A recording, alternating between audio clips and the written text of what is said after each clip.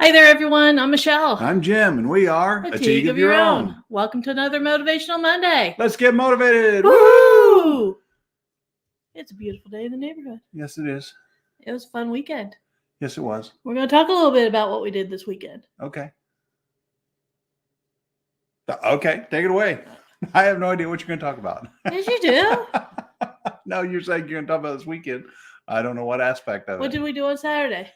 Saturday. What did we do on Saturday? Quickly people forget. We went to a movie Saturday night. Oh, that was fun. Well, it wasn't fun. It was eye-opening. Yes. Yeah, if you haven't seen The Sounds of Freedom yet, go out there and see it. Excellent movie. Powerful message. Yeah. What did we do Saturday afternoon, though?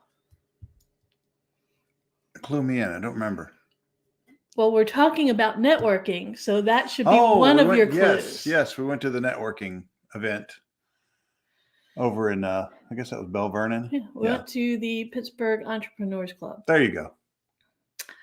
And we got to network. Yeah, we met a few people. And why do you think networking is a good way to grow yourself both personally and professionally?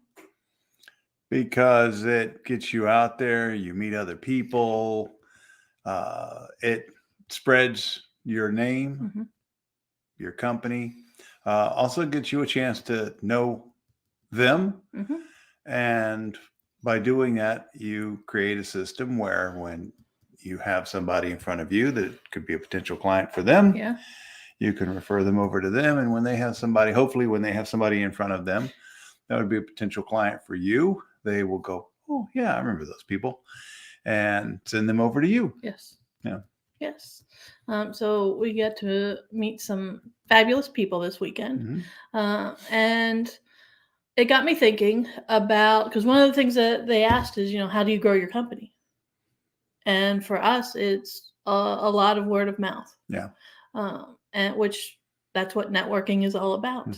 People have to know who you are and what you do so they can spread the word about who you are and what you do. And I started thinking about how powerful that is for anyone out there, because it really doesn't matter what you do. No.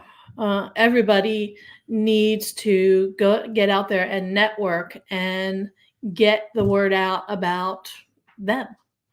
And that's how you can grow yourself both personally and professionally. So what do you think the benefits of networking are?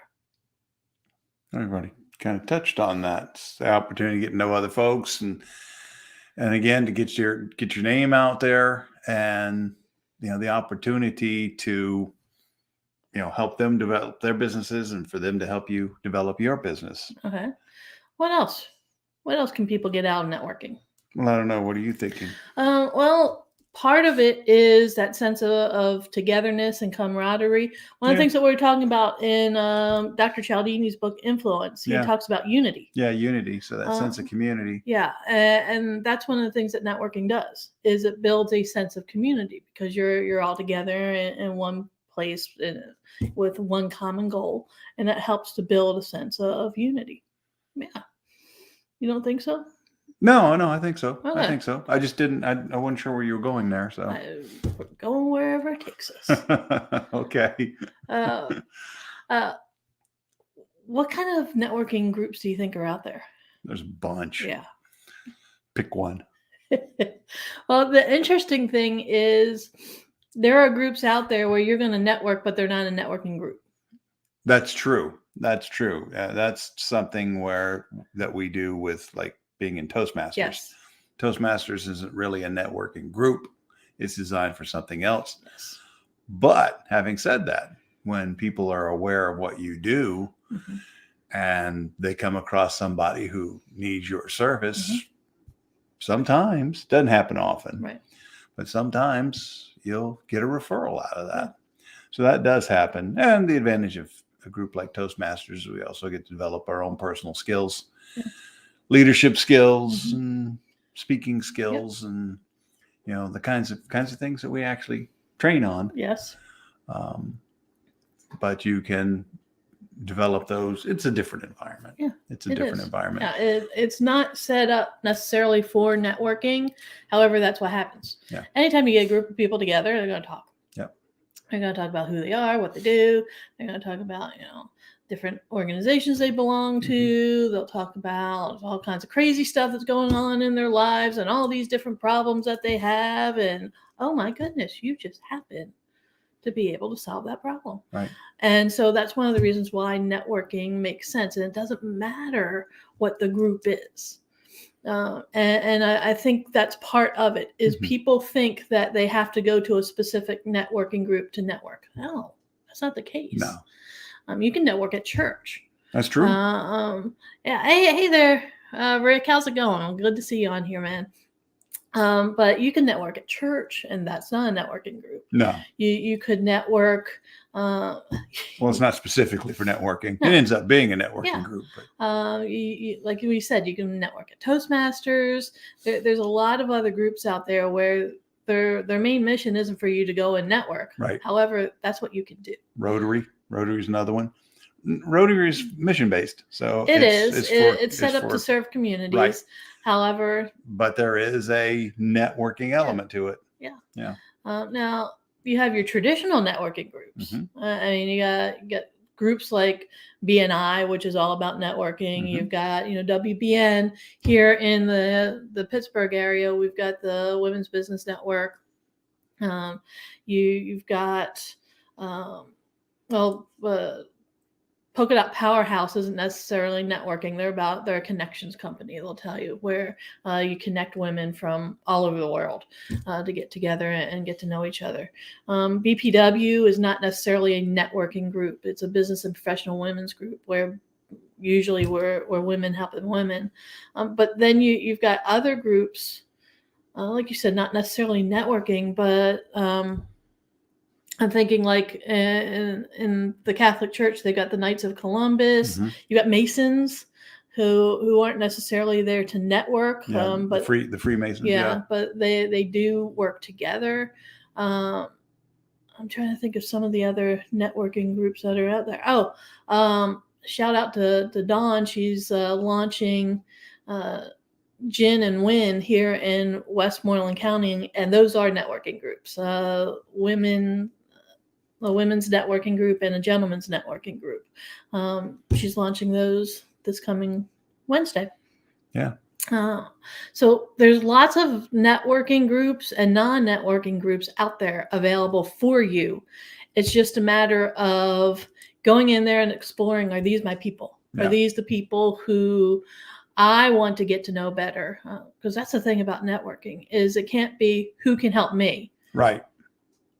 What's the mindset that people need to go into with all this? I would think just the connecting with people and, not necessarily, looking to see what you can get out of it, right, but looking at how you can cooperate with each other. So both of you, so everybody can get something out of it. Right. Yeah. Cause that's, it's usually the way the world works. Right. That's one of the other principles Dr. Cialdini talks about, reciprocity. Yeah. And that's the idea that when somebody gives a person something, there's an expectation that they will receive something. Yes. And that's societal norms. Yeah. I mean, think about Christmas time. You get a present from somebody, and especially if it's from somebody that you didn't expect to get a gift from, all of a sudden you're going, "Ooh, I got to scramble around and get a gift for this person." That's because that's just the way we've been socialized. It works on everything. And so the key there is, to take that idea and use it to your advantage. But what's weird is to use it to your advantage means that when it comes to the idea of reciprocity, you have to give first. Yeah. And that's the part that, people like the idea of, I'm going to get something out of this. But in order to do that, you have to go first. And you also have to have the expectation that you may not get something back. Sometimes you give somebody something first and they just never reciprocate, but most of them will. And when it comes to those principles of reciprocation, what it is that you're giving has to make sense for that person. Yes. One of the things that he talks about is you will get stuff that has logos on it. Yes. Like that. Right. But it'll have. We'll give it here. Oh, okay. Yeah. All right. So CASA, awesome organization. Okay. Helps children out who truly are in need of help. Okay. Handing out CASA, drink bottles. Okay. It helps to promote them. However, says nothing about you, the receiver. It doesn't. So when you're giving gifts and when you're giving swag and things like that, it has to connect with the person who you're giving it to. Right. So if it didn't have all you business owners who are out there and you're splashing your logo all over anything and everything and giving it away, yes, it's a nice thought. However, the person who's receiving it doesn't necessarily do a whole lot for them. It doesn't mean that much to them. If it had their logo on it, though, now you got something. Yeah. And this evening I've got a Polka Dot Powerhouse meeting out in Pittsburgh, speaking of networking, and it's actually out in the Bridgeville area.